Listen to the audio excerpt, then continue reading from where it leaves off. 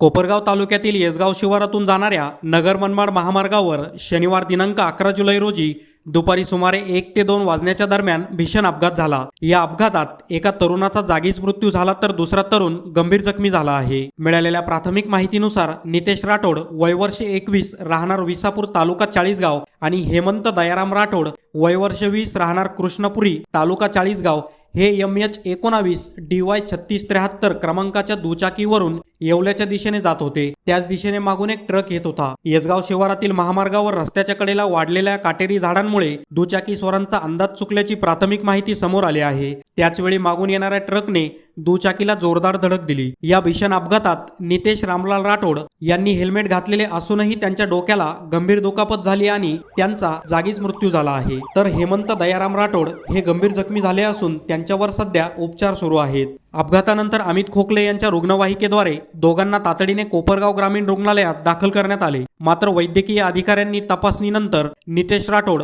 यांना मृत घोषित केले आहे। जखमी हेमंत राठोड यांची प्रकृती सध्या स्थिर असल्याची माहिती मिळाली आहे। घटनेची माहिती मिळताच पोलिसांनी घटनास्थळी धाव घेत पंचनामा केला असून अपघाताचे नेमके कारण काय तसेच संबंधित ट्रक आणि चालकाबाबत पुढील तपास सुरू आहे। या अपघातामुळे नगर मनमाड महामार्गावरील वाहतूक काही काळ विस्कळीत झाली होती। हेल्मेटचा वापर करूनही नितेश राठोड यांचा जीव वाचू न शकल्याने परिसरात हळहळ व्यक्त केली जात आहे। बातमी तुमची प्राधान्य आमचं। प्राधान्य न्यूज साठी प्रमोद पवार, कोपरगाव।